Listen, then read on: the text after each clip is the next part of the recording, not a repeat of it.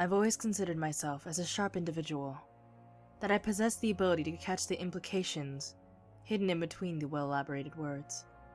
I was so sure that my skill would have been able to differentiate the numerous lies from the so few truths. However, as I lay on the cold floor, completely exhausted after the numerous beatings I had received since my capture, I began to doubt myself. I felt like my whole world and all the knowledge that I thought of as true were just swirling down a dirty drain in quiet shame.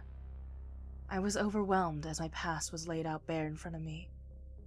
Memories that I'd worked hard on for the past 7 years to oppress assaulted me in huge forces from the simple provocation of carefully chosen words. In the room with me was a leader of this despicable organization, the sole being responsible for so much death and terror inflicted in the modern world. I couldn't see his face that was covered in the dark, but I would always remember his body language.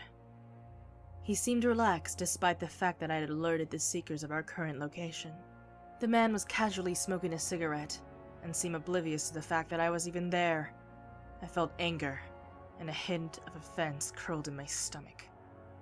It was bad enough that I was kidnapped by his organization, but to be ignored as if I was just a speck of dirt was the ultimate insult he could impose on me. The man released a few puffs of the smoke and directed one of them at my general area. The leader then flicked the cigarette aside and focused his attention on me. Despite all of my training with the Seekers, I still couldn't prevent the wary shivers that shook through my body as the leader of the Phantoms looked me over. No indication of his intentions were given. He stepped closer until he towered over me. I narrowed my eyes as I tried to adjust my blurry vision. The man dropped to his knees. His glowing electric blue eyes observed me like a lab rat. I glared at him with all my might, for I refused to allow him to see me as weak. He, however, merely chuckled. I can see why he's interested in a strong-willed woman, such as yourself, he commented. I had no idea who he was referring to. It's a shame that you oppose my organization. You would have made an excellent agent, he added. I clenched my teeth in anger. I would never work for you, not after you took everything away from me, I shouted. It seemed that my hatred for the man only amused him. You allow your emotions to control you too much. If you were to let go of them, imagine the potential you could gain. You would truly bring peace to this world. I snarled at his ridiculous statement. So you believe that by losing the one thing that makes us human, a person could bring peace? Look at your organization! Look at all the lives it has taken! That's not peace! That's genocide! The Phantom leader didn't even flinch at my outburst. Instead, he reached for my neck and swiftly ripped off the simple silver necklace. He tooled it in his hands and studied it under the glaring light. All the while, I was getting more and more pissed off and ready to burst at any moment. This is a worthless responsibility that you've put upon yourself. Even after all these years, you still carry your mother's necklace? He asked, as if unimpressed with my actions. I didn't say anything. I merely glared at him fiercely. If looks could have killed, he would have been a pitiful puddle of liquefied human on the cold ground. The Phantom leader shook his head. The sense of finding comfort in material goods is a waste of time. Instead of mourning the past, you have to focus on the future. Never let anything stand between you and your mission's goal. Isn't that what the Seekers have taught you? I once again stayed silent.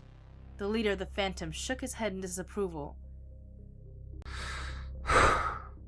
And here I was so sure that you, of all people, would have understood that moral.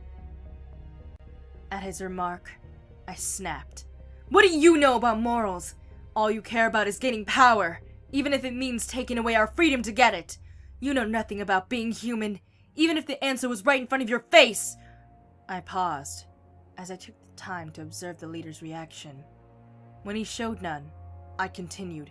You would never understand what it's like to be free, to show love for the ones you care about. You're a monster! Silence filled the room, and enveloped it in an eerie atmosphere. Sweat dripped down my face, and made an unusually loud drop sound as it crashed to the ground. I swallowed, self-consciously, but I refused to give in to fear. Is that so? The Phantom Leader finally replied after a tense moment. I shuffled nervously as he knelt in front of me. He placed his cool mouth by my ear and began whispering. Again, his choice of words were weapons upon my frail spirit. The blood in my veins felt like they turned to ice. My vision became red with fury, and my heart accelerated like a train speeding down its tracks. The combined reactions caused my entire body to shake uncontrollably to the point where I would have fallen over if I wasn't already on the ground. I wanted to scream, to claw at the monster's face in front of me for daring to commit such inhumane and horrific crimes. I practically felt my captor smile as he leaned back and harshly grabbed my face. For the first time ever, I finally had a good look at his face, although what I saw took me completely by surprise. More so than his cruel words that continued to bite at me like eager hyenas going for a kill. The man regarded me with a knowing smirk. I stared back in silent shock. He had his eyes